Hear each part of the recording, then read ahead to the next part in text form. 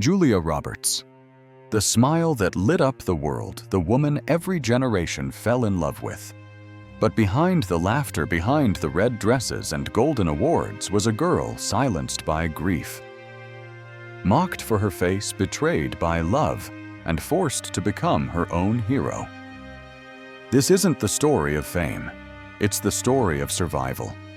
Of how the most beloved woman in Hollywood lost everything, then found herself. How could a woman who made the entire world believe in fairy tales never truly believe in herself? Julia Roberts. To the world, she was the living embodiment of romance, the woman who turned a streetwalker into a princess, a broken girl into a bride, a movie scene into a heartbeat.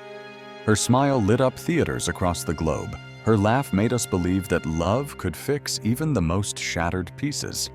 She didn't just act in fairy tales, she became one. For years, we watched her fall in love on screen over and over again. With Richard Gere, with Hugh Grant, with fate. She was the symbol of hope, the reason many believed that somewhere out there, magic still existed. And yet few ever asked, what was Julia herself searching for? Behind that megawatt smile, was there sorrow behind the dreamy eyes? Was there doubt? While the world projected their fantasies onto her, Julia was quietly fighting a storm the world never saw. Loved by millions, yet haunted by the ache of not feeling truly known. Crowned as America's sweetheart, but often feeling like a stranger to herself. Her characters got the endings we all wanted. Champagne kisses, declarations in the rain music, swelling to mark forever. But Julia, she was still learning what love really meant when the cameras stopped rolling. Still grappling with wounds that no amount of fame could erase. Because unlike the movies she starred in real life, rarely follows a script. And fairy tales don't come with guarantees. She was adored, envied, admired, but she was also misunderstood. Her quietest truths never made the headlines. The late nights crying alone, the crushing self-doubt before an audition, the fear of not being enough even after achieving everything. But that's what made her performances so powerful. She didn't just play love, she ached for it. She didn't just portray hope, she clung to it. Julia Roberts gave the world its favorite fairy tales. But her own journey was far messier, lonelier, and braver than any script could capture. Not a fantasy, but something far more real. This isn't the story of a perfect woman. It's the story of a woman who gave everything, her heart, her pain, her truth, and let us believe in something better even as she struggled to believe in herself. Before there was a red carpet, there was a torn carpet. Before there were flashing lights, there were flickering bulbs in a crumbling house in Smyrna, Georgia, where dreams had no place to grow, and silence was often louder than love. Julia Fiona Roberts was born into a world already splitting at the seams. Her parents, both actors and dreamers, ran a small theater school where children found refuge in stories. But inside their own home, the stories were different. Stories of arguments behind thin walls, of bills that couldn't be paid, of love that faded, and promises that broke like cheap glass.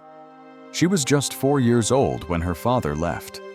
The man who once told her bedtime tales, who once held her hand through night terrors, gone. Just like that. And in his absence, Julia learned the first painful truth of her life. Sometimes the people we need the most disappear without warning. The house on Indian Way wasn't just small. It was suffocating. The roof leaked. The pipes groaned. The nights were long and cold. Julia, the youngest of 3, would often sit at the window watching the wind sway the trees, pretending they were dancing, because make-believe was safer than reality. But the wound that cut deepest came when she was just 10. Her father, the only man who ever made her feel protected, died of throat cancer. The disease took him fast and cruel. One day, he was recording cassette tapes for her little stories, bedtime messages, fatherly advice, and the next, he was ashes in an urn. Julia would hold those tapes close to her chest, replaying his voice over and over again in the dark, trying to remember what safety sounded like. That loss changed everything. It made her quieter, made her grow up faster, made her crave affection and approval with a hunger only abandonment can create. Her mother remarried, but the house never felt whole again. And Julia, she began carrying a weight that no child should ever have to bear, the belief that love was temporary and family fragile. School wasn't a refuge either. She was gangly awkward with a smile too wide and legs too long. She didn't fit in. She didn't want to. Her world was already different, marked by grief, shaped by longing. And yet, even in the ruins of her childhood, there was a spark, a defiance, a soft fire that whispered, "You were made for more." Maybe it was her father's voice. Maybe it was something even deeper, because the girl who was raised in ruins would one day rebuild herself into a legend.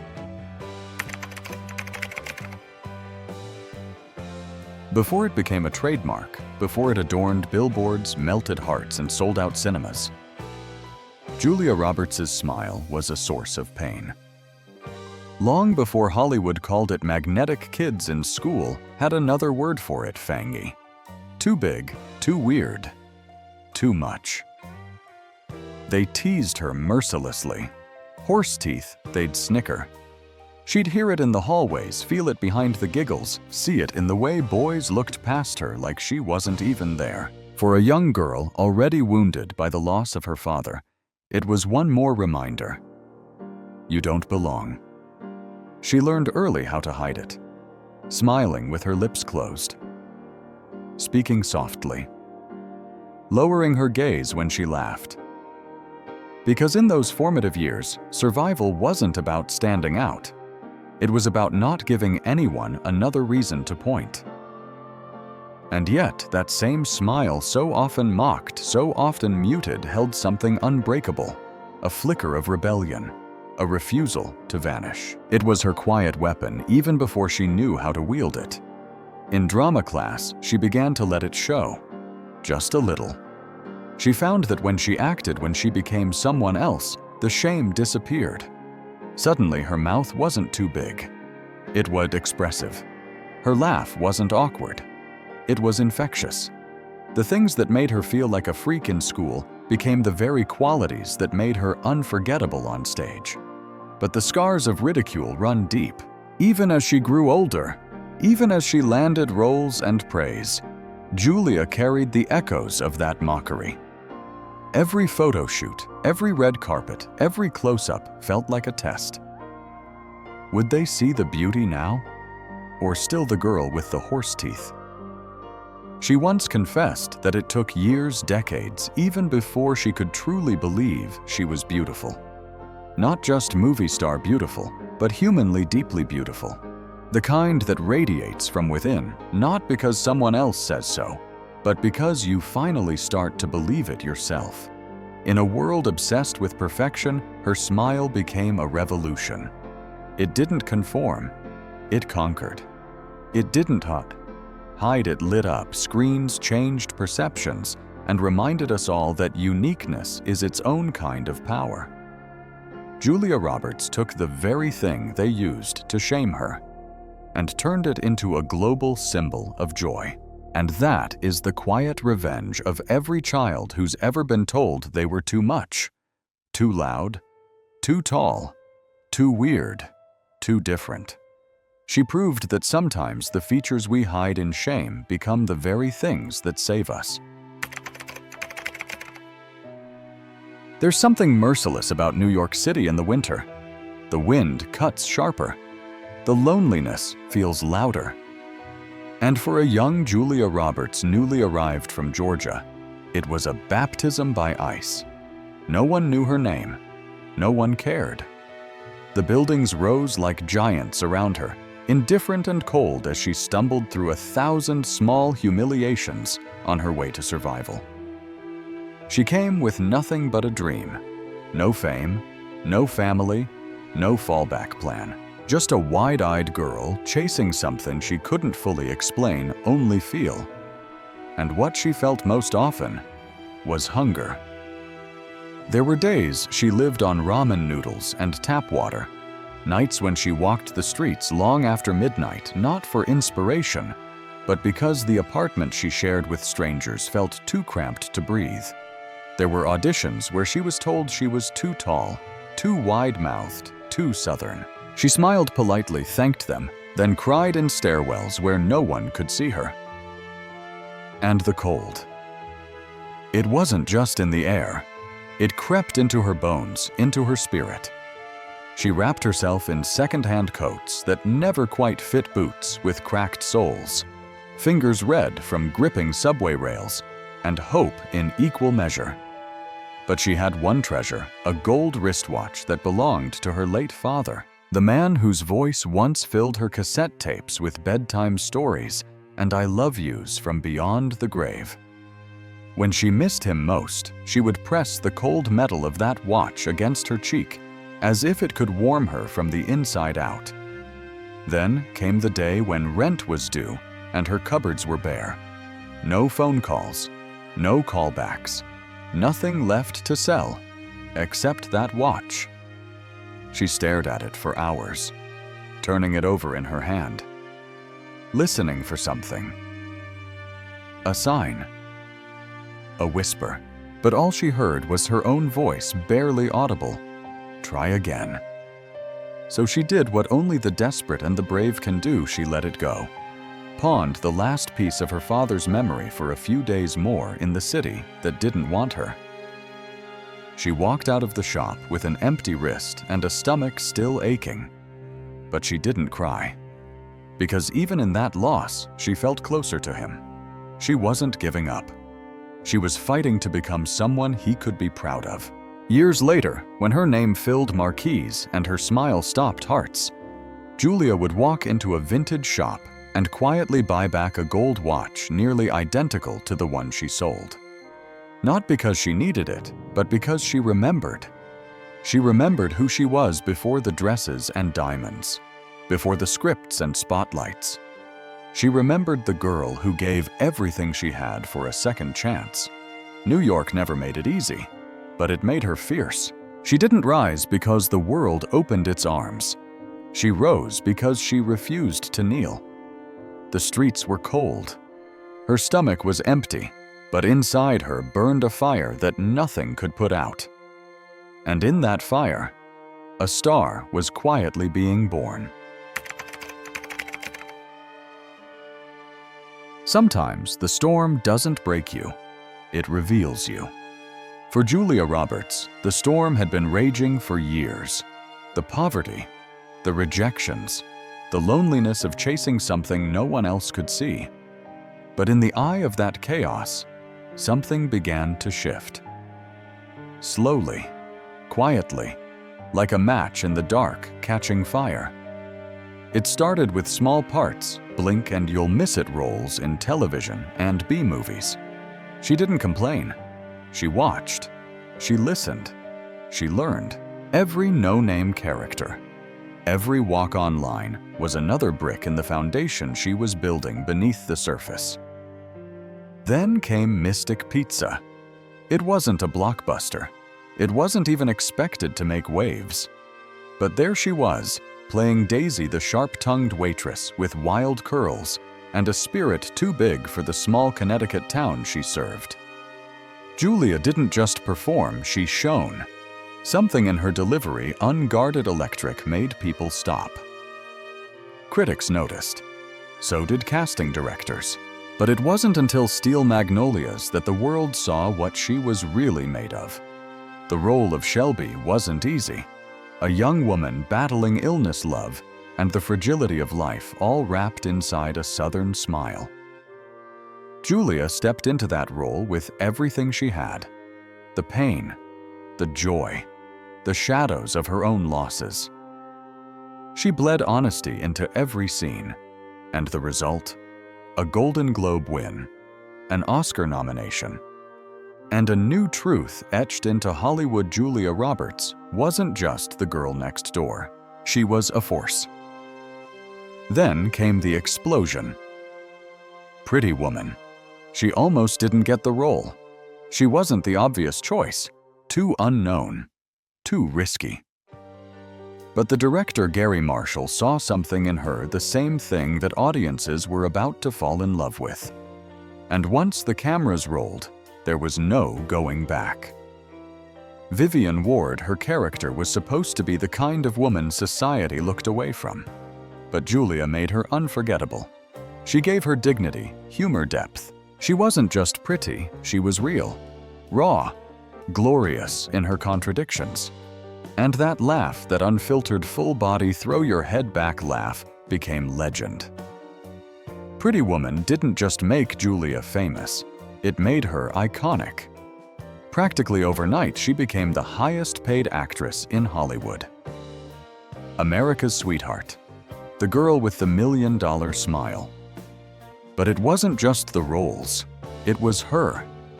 The way she carried herself, the way she didn't apologize for being bright, bold, or different. The very things that once got her mocked were now the reasons she was unstoppable. Julia Roberts was no longer knocking on the door of Hollywood. She was the door. And yet, even as the world cheered, she remained eerily calm. As if she knew that fame was not the destination, just another kind of storm. And she had more to weather. Still, in that moment, in that window of time, she stood triumphant. The girl from Georgia who pawned her father's watch and lived on instant noodles had become a symbol of hope for millions. Not because she was perfect, but because she dared to rise from the rubble and shine. Fame is seductive. It wraps around you like silk. Soft at first, then suffocating. After Pretty Woman, Julia Roberts wasn't just a rising actress. She was a global obsession. The kind of star people compared to Audrey Hepburn, Grace Kelly, icons whose very faces defined eras. She wore the crown of Hollywood royalty. But unlike in the fairy tales, she once helped the world believe in this crown was not made of gold. It was made of pressure, of isolation, of eyes that never looked away. Overnight, everything she did became news. What she wore, who she dated, how she smiled or didn't. Photographers camped outside her house.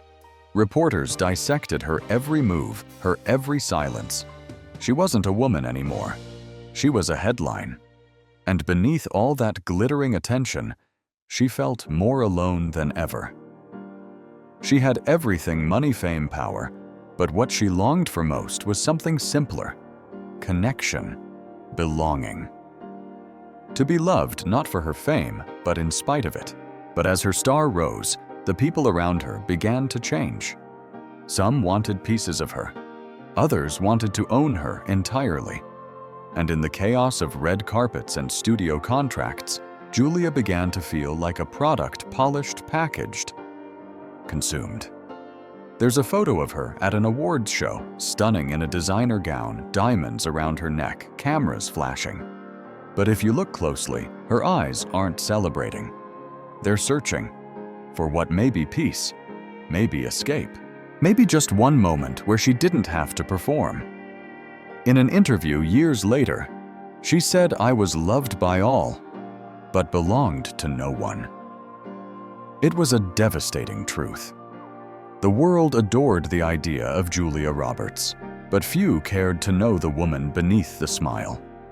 Fewer still dared to ask what that adoration was costing her. In private, she struggled to find balance. She questioned who she could trust. She worried that love, real love, was becoming impossible. And still, she kept showing up, kept acting, kept dazzling. Because that's what stars do, right? They burn until there's nothing left.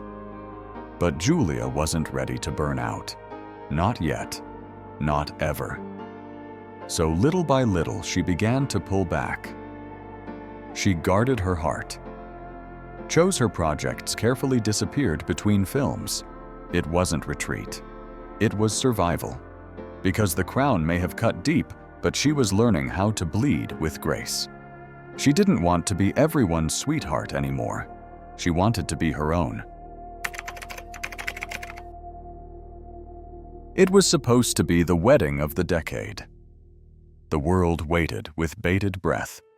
Tabloids printed headlines before the vows were even spoken. Designers prepared gowns. Photographers camped out for the perfect shot. The fairy tale was finally reaching its final chapter, the happily ever after. But Julia Roberts didn't show up. 3 days before the ceremony, she called it off. The dress hung silently in its garment bag. The flowers had already begun to wilt. Guests were preparing to fly in. But the bride, the most famous woman in Hollywood at the time, had vanished from her own story. No explanations, no press conference, just a sudden, deafening silence. The world was stunned. Some were angry, others were fascinated. Rumors flew like daggers. Cold feet. Another man. Mental breakdown. The truth was far more complicated and far more human. In those final days leading to the altar, Julia felt something deep, something sharp rising in her chest. A voice one she'd learned to quiet over the years was now screaming, "This isn't right. This isn't love. This isn't you." She had spent so much of her life performing for audiences, for cameras, for expectations, that when it came time to live for herself, she froze. Who was she beyond the roles, beyond the image? In a small rented room far from the chaos, she sat on the edge of a bed with the ring in her hand, staring at it like it might give her answers. But it didn't. No jewels can speak, only hearts can. And hers was aching. So she did the unthinkable. She walked away. Not because she didn't want love, but because for the first time, she wanted herself more. Later, she would slip quietly into a small chapel in Indiana and marry someone else in a surprise ceremony with no cameras, no crowds. That marriage too would unravel. But it wasn't failure, it was growth. It was another step toward understanding what it means to love and to be loved without losing yourself. That moment calling off the wedding wasn't weakness. It was defiance. It was courage. In an industry that demands women smile and comply, Julia Roberts said, "No, not this time." And in doing so, she reclaimed something priceless. Her voice. There are moments in a woman's life that define not who she is to others, but who she chooses to be for herself. That day, Julia chose solitude over spectacle, integrity over image, a quiet breath over a loud fairy tale. And sometimes the most powerful love story is the one where you finally choose you. When the storm passes, the silence left behind is often louder. After walking away from the altar, after the headlines and heartbreak, Julia Roberts didn't hide, she worked. But what she did next was more than a career move. It was an emotional exorcism. She took her pain, her confusion, her broken illusions, and turned them into art. Her next roles weren't just characters, they were confessions. In Sleeping with the Enemy, she played a woman trapped in a marriage built on violence and fear, faking her own death just to escape. It wasn't glamorous. It was raw, trembling, vulnerable. And for Julia, it wasn't just acting, it was remembering, reaching into the places inside her that still ached from control, from disconnection, from silence. Then came Dying Young, where she portrayed a woman who falls in love with a terminally ill man. The story was simple, but the emotion was not. There was something in the way Julia delivered her lines, an undercurrent of someone who knew what it meant to lose, to cling to fear time. She didn't play grief. She wore it. Critics called it her dark phase, but for Julia it was something else entirely, a reckoning, a reintroduction. The smile was still there, yes, but now it was layered with sorrow, with strength, with truth. She was no longer the wide-eyed girl in a red dress on Rodeo Drive. She was a woman who had walked through fire and returned with something worth showing. And audiences. They followed her. Not because she was perfect, but because she was real. They saw their own heartbreak in her eyes, their own scars in her silences. She didn't ask to be a symbol, but she became one anyway. Through each role, she peeled back a new layer of herself. Not for pity, not for applause, but for the freedom that comes from speaking what once had to be buried. It wasn't just her performances that evolved. It was her presence. She started choosing projects not for money or marketability, but for meaning. She took her time, read scripts slowly, asked harder questions, was no longer afraid to say no. The woman who once feared being alone had become someone who could sit with her solitude and draw power from it.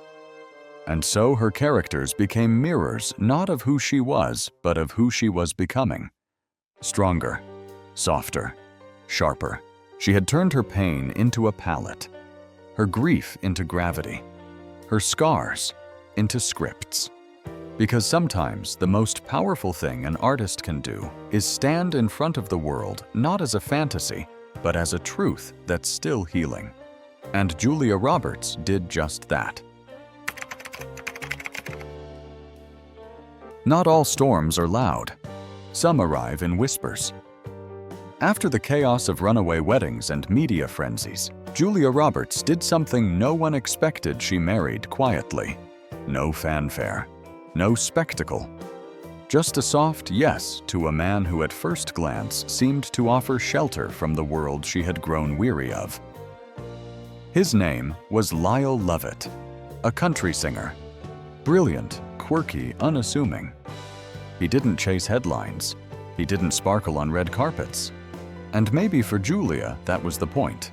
He was the opposite of Hollywood, the opposite of the chaos she had just escaped. With him, she sought stillness, a moment of normal.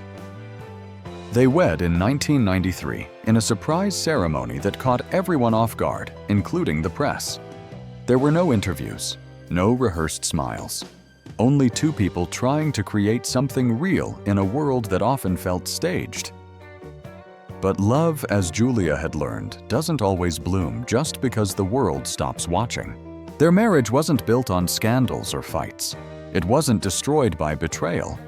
It simply faded like a candle that burned gently, then quietly died without smoke.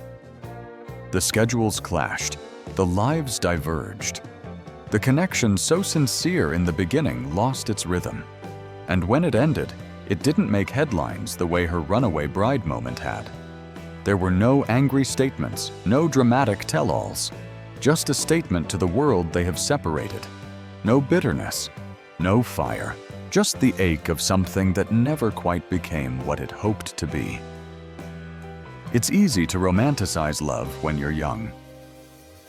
Harder when you've lived through its unraveling.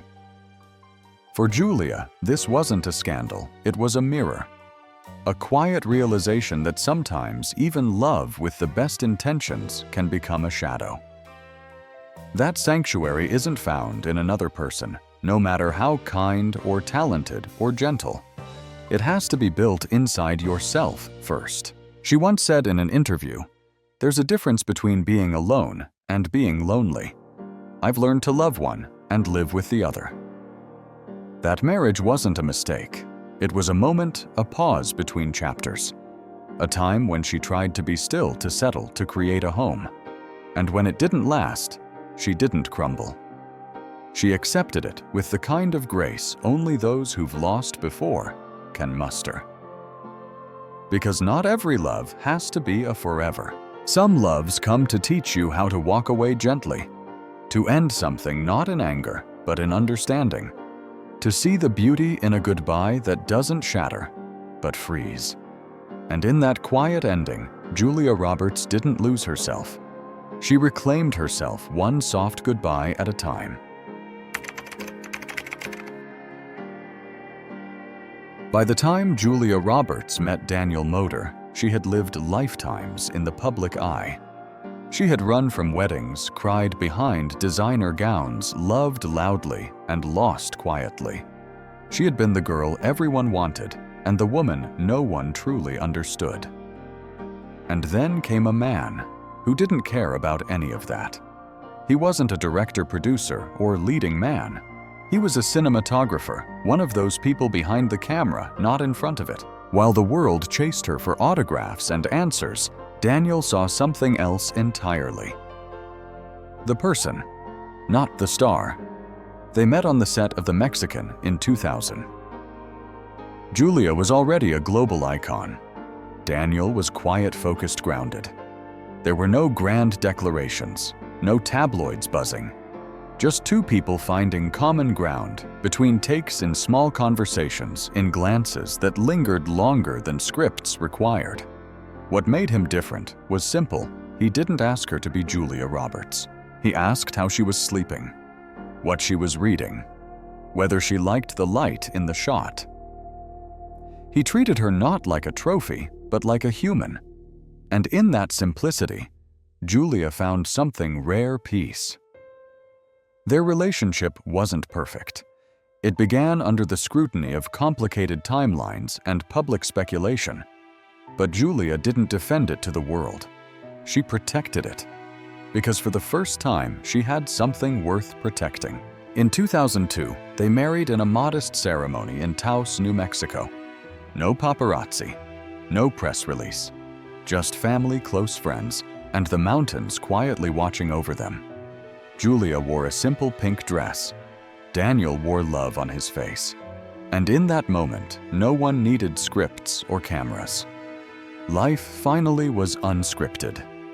With Daniel, Julia found a home, not a place, but a presence.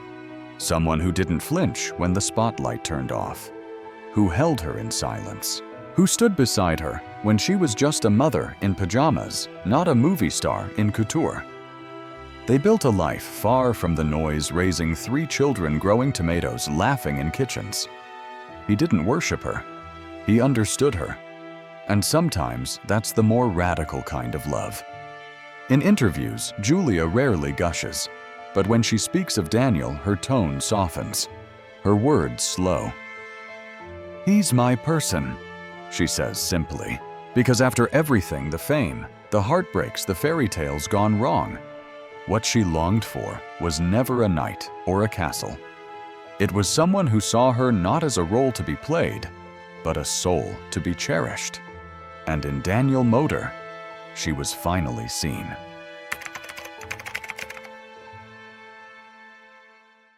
For years, Julia Roberts was the woman who lit up the screen. She danced down Rodeo Drive in thigh-high boots. She brought down corporate giants in courtrooms. She made us laugh, cry, hope, and believe. But the role that changed her most didn't come with a script. It came with a heartbeat. In 2004, Julia Roberts became a mother twice over with the birth of her twins Phineas and Hazel. 3 years later, Henry arrived. And just like that, the woman who once dominated box office charts disappeared from the spotlight, willingly. Hollywood was stunned. Why walk away at the peak? Why turn down million-dollar offers? Why step out of the glow? But for Julia, the answer was simple. Because nothing glowed brighter than the faces of her children. She traded red carpets for diaper bags, premieres for preschool pickups. There were no paparazzi shots of her juggling motherhood and stardom because she wasn't trying to do both. She chose one. And that choice, in a world where women are expected to have it all without ever slowing down, was revolutionary. She became the kind of mother who cooked every meal, who packed school lunches, who read bedtime stories until her voice gave out, who built Lego towers in the middle of the living room floor and forgot about scripts entirely. Of course she missed acting, but she didn't miss being away. She once said, "At the end of the day, my kids don't care what movie I did. They care that I'm there." There's something powerful in that humility from one of the most recognizable faces on earth. While tabloids speculated about career slowdowns or personal disappearances, Julia was simply living, fully, deliberately, away from the noise. In love with the quiet chaos of family. And when she did return to acting on her terms, it was with a different presence, a different gravity. You could see it in her eyes. She no longer needed the applause. She had already found her standing ovation at home in messy kitchens and tiny hands. Hollywood can be intoxicating. It tells you that your value lives in ticket sales and trending headlines. But Julia Roberts found something more enduring, a legacy built in whispers, not spotlights. Motherhood didn't shrink her, it expanded her. And though she's played unforgettable roles across decades, Julia herself once said it best: "The role I'm most proud of is mother." Some losses never make it into the headlines. They aren't scandalous. They don't trend. They arrive quietly and stay forever etched in the folds of the soul. For Julia Roberts, grief has always been a private matter. Not because it hurt any less, but because the most sacred wounds aren't meant to be displayed. In 2014, the world woke to the news Nancy Moats, Julia's half-sister, had died by suicide. The reports were cold. Autopsy results. Notes left behind. Speculation. But behind the clinical language was a heartbreak too deep for words. Julia, known for her warmth and empathy, did not offer public outcry or interviews.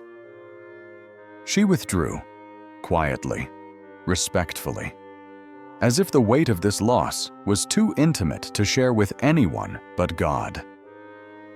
What the world didn't know was the complicated relationship they had shared. Years of estrangement, words never unsaid. A history that couldn't be edited like a script. Nancy's passing wasn't just a tragedy. It was a mirror forcing Julia to face old wounds and the terrible silence that often lives between siblings. It was grief laced with guilt, love buried beneath distance, and the unbearable truth that sometimes we don't get a second chance to fix what was broken. But she carried on, not because she was cold, but because that's how some people survive.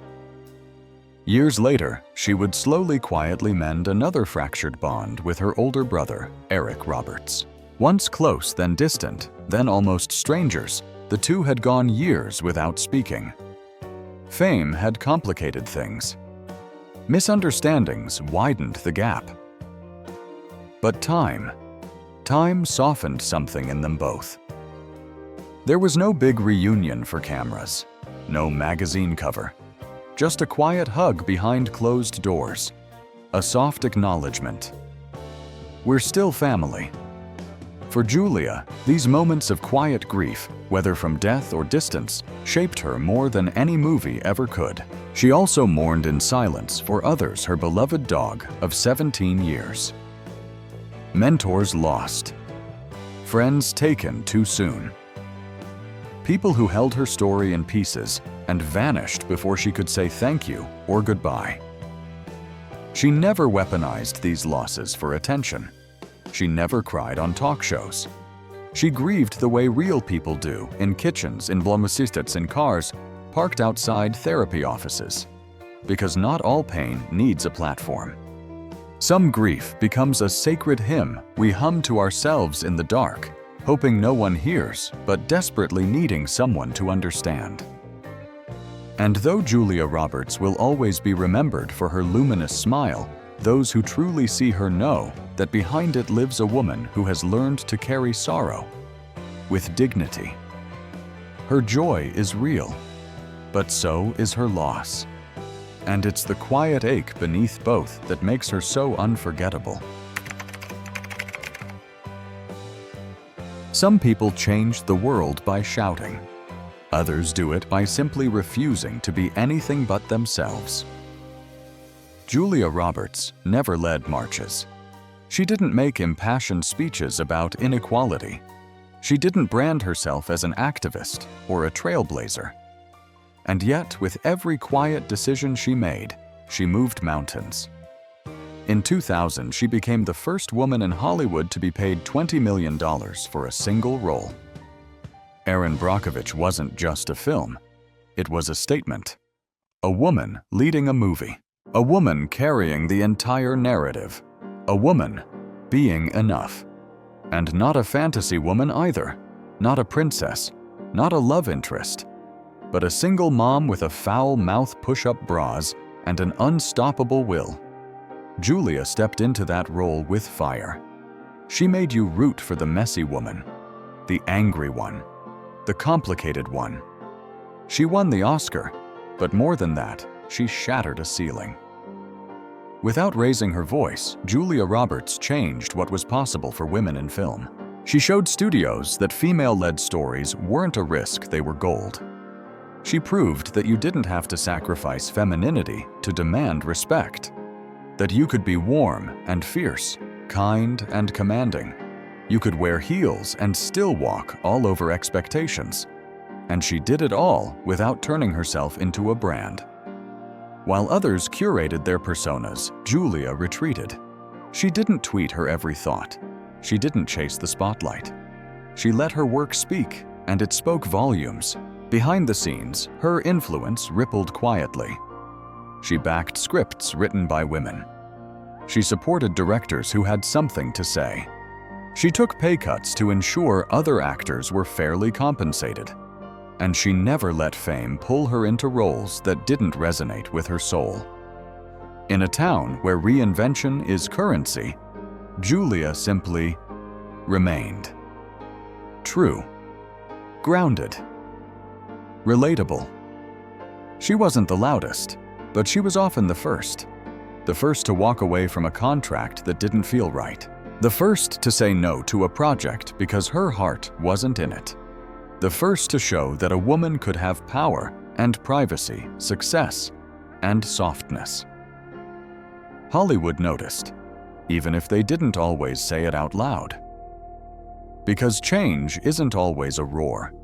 Sometimes it's a woman who smiles on her own terms, who raises children far from flashing lights, who speaks when it matters and stays silent when it doesn't, who doesn't ask for space but takes it anyway. Julia Roberts changed the game not by breaking it, but by playing it with a quiet kind of grace that made everyone else look louder by comparison. And that is its own kind of revolution. In Hollywood, absence is often mistaken for decline. When Julia Roberts began to appear less on red carpets, when her face wasn't in every trailer or tabloid, people asked, where did she go? The world assumed she was retreating, slowing down, fading. But Julia wasn't vanishing. She was evolving. There comes a point in every artist's life when the applause begins to echo rather than inspire. When the scripts feel hollow. When the fame once thrilling starts to feel like noise. For Julia, that moment came not with a scandal, but with a quiet realization. She no longer needed to prove anything. So she stepped back, not out of fear, but out of wisdom. She moved to New Mexico, far from the chaos of Los Angeles. She gardened. She raised her children. She lived in jeans and bare feet in kitchens that smelled like home, not perfume ads. And when she did return to the screen, it wasn't to reclaim a crown, it was to share a piece of her truth. In August, Osage County, she played Barbara, a daughter suffocating under family dysfunction, bitterness, and the sharp blade of generational pain. It was one of her rawest roles. She didn't hide behind charm. She let herself be unlikable, human, ugly in grief, honest in rage. Then came Homecoming, a television series unlike anything she'd done before. Minimalistic, psychological. A woman haunted by choices she doesn't remember. Julia stripped herself of glamour, leaned into the discomfort, and let the stillness speak. And in Leave the World Behind, she stepped into dystopia not with explosions or melodrama, but with quiet dread, domestic tension, and maternal fear. The world was ending not with a bang, but with a whisper, and Julia knew how to carry that silence with weight. These roles weren't commercial comebacks. They were reflections of age, of motherhood, of the fears that don't disappear with fame, of a woman who once lit up the world and now simply wanted to illuminate what mattered. She no longer acted for validation. She acted because something inside her still had something to say. And she said it fewer times, but louder in impact. Her performances became less frequent, more deliberate. She no longer ran toward every opportunity. She waited for resonance. She learned that less wasn't a loss, it was power. Because choosing when to speak is often louder than shouting all the time. And so what the world saw as a retreat, Julia Roberts lived as a rebirth, a return to self, a redefining of what legacy means, a graceful pivot from fame to fulfillment. Not everyone understood it. Not everyone needed to. But she did. And that's all that mattered. It wasn't the awards. It wasn't the magazine covers, the record-breaking salaries, or even the iconic roles. What truly defined Julia Roberts was the smile that stayed.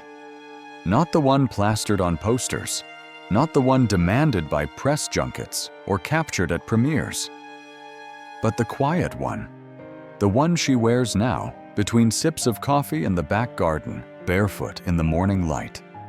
A smile not born of success, but of peace. Today, she lives far from the noise, in a home tucked among green fields and quiet skies. Her children roam free, her husband reads beside her, and there are no scripts, only real conversations, real life. And in that life, she has found something even greater than fame. She has found stillness. There is no longer a need to run, no more roles to chase, no more fairy tales to fulfill for the world. The girl who once couldn't believe in herself, the one mocked for her smile, scarred by loss, shattered by love, has become a woman who owns every inch of her journey. She doesn't need to be adored. She just needs to be present. She still acts, yes, but now only when the story whispers to her soul. When a script feels like an echo of something she's already lived. Her art is no longer performance, it's memory, intention, truth. And through it all, that smile remains. But now it's different. It doesn't apologize. It doesn't hide. It doesn't try to please. It simply is. A smile born from surviving, from choosing again and again to rise, to love, to believe. A smile that knows what it cost to stay soft in a world that tried to harden her. And maybe that's her greatest legacy. Not the films, not the fame, but that quiet proof that a woman can go through hell and still come home to herself. If you felt moved by her story, let it stay with you. Leave a comment. What part of Julia's journey touched you most? Subscribe to our channel for more untold stories of legends like Julia Roberts. Like and share this video if her resilience inspired you. Because sometimes the most powerful thing in the world is a smile that finally stays.